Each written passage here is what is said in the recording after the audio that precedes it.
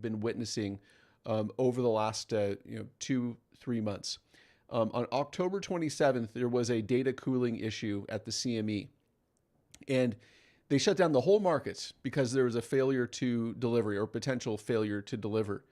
And the January contract expired, February started, and these deliveries that are normally on the CME website, they're no longer there. They're not recording them here.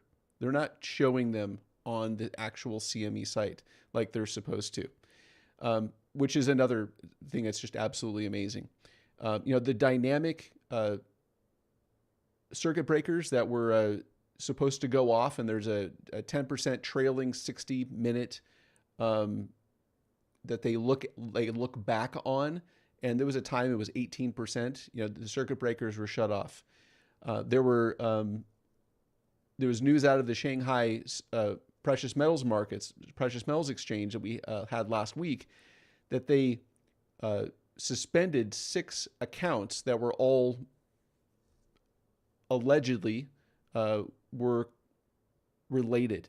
And then on Friday, there was another 5 accounts that were all owned by the same person, allegedly, that were spoofing the market. So there is a financial war that's going on right now. And if you get into the depths of the CME site, and I posted the link to this on Friday in the chat, we have here, there was 164 contracts that were asking for delivery. And this is now 8 days into the month, you have 4,061 contracts that have stood for delivery, times 5,000 ounces in a contract. And you have 20 million ounces that have stood for delivery. And if the estimates are right, there's 100 million ounces in the COMEX. How many weeks does it last?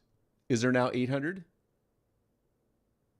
And then 60, there's 80 million, then 60 million, then 40 million, then 20 million, then 0. And then there's still 3 weeks to go before we run into the actual expiration of the March contract, which is historically a delivery month.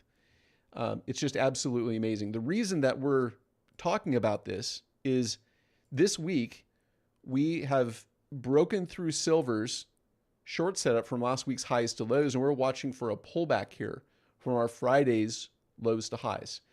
And there's also a dollar weakness trade that's going on potentially as we're going into this week. And the reason that becomes important is because you start thinking about this from the perspective of, say, GDXJ. And we're thinking about it from the perspective of it being inside of its extension long levels.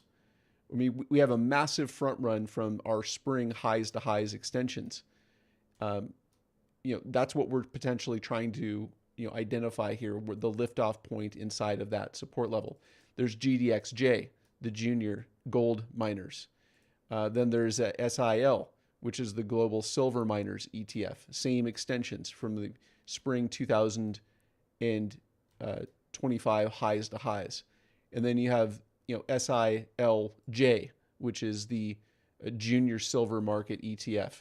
As we're going down the line, we're getting more and more out, going farther and farther out on the risk curve. But you can see where all of those extensions are in very similar types of situations.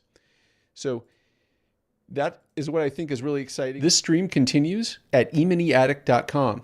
The link is in the description. Join me there for tools and resources for learning measured move trading. I wrote the book on the measured move.